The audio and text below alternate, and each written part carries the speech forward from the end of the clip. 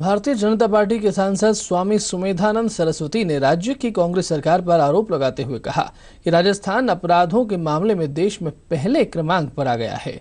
राज्य में लोग साइबर क्राइम, दलित अत्याचार सहित विभिन्न अपराधों से त्रस्त हैं। सीकर में कल सांसद सुमेधानंद सरस्वती पार्टी की जिला अध्यक्ष इंदिरा चौधरी और किसान मोर्चा के प्रदेश अध्यक्ष हरिराम रणवा से पत्रकारों से बातचीत करते हुए कहा, राज्य सरकार के 2.5 साल के कार्यकाल को पूरी तरह विफल बताया। उन्होंने कहा कि राज्य सरकार अपने कुप्रबंधन और अकर्मण्यता के कारण कोरोना की दूसरी लहर से निपटने में पूरी तरह असफल रही है। केंद्र सरकार जो सहयोग देती है उस पैसे को भी नहीं खर्च कर पाते हैं। अभी आपके सामने बताया गया कि किस प्रकार से जल जीवन मिशन का 30% पैसा भी प्रदेश में खर्च नहीं किया गया, जिले में खर्च नहीं किया गया है। पंचायतों की स्थिति ये है कि सेंट्रल गवर्नमेंट ने जो पैसा पंचायतों में डाला है उसी पैसे से पंचायतें अपना काम कर रही हैं। स्टेट गवर्नमेंट ने अपने हिस्से का कोई पैसा पंचायतों में नहीं डाला है। 3 साल तक, 2.5 साल हो गए, 2.5 साल में पंचायतों को पैसा नहीं दिया गया।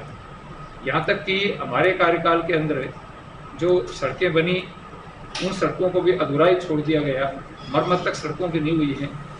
पेयजल की दृष्टि से आप नित्य प्रति समाचार पत्रों में छापते रहते हैं, औरतें मटके फोड़ रही हैं, त्राईमान मचा हुआ है, पानी पहुंच नहीं पा रहा है।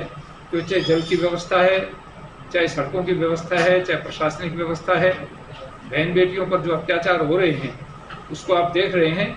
और कांग्रेस का एक ही उद्देश्य रह गया कि केवल केंद्र सरकार की, प्रधानमंत्री की आलोचना करो और भारतीय जनता पार्टी के नेताओं पर और भारतीय जनता पार्टी के साथ जुड़े हुए ऐसे राष्ट्रभक्त संस्थान, आरएसएस जैसे संस्थान, उनको बदनाम करके अपनी खाल बचाने की कोशिश कर रहे हैं ताकि लोगों का ध्यान बटाया जा सके।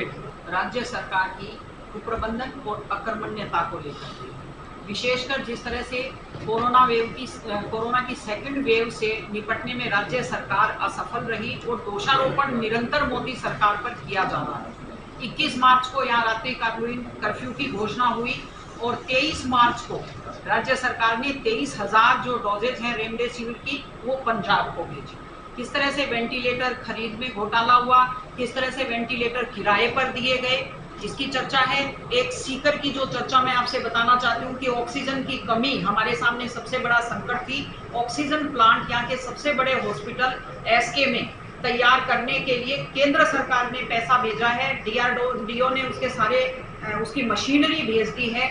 जनरेटर की जरूरत थी, उसके लिए माननीय सांसद जी 21 लाख रुपए दे चुके हैं 2 महीने पहले, लेकिन अभी तक सरकार ने उसके टेंडर जारी नहीं किए हैं।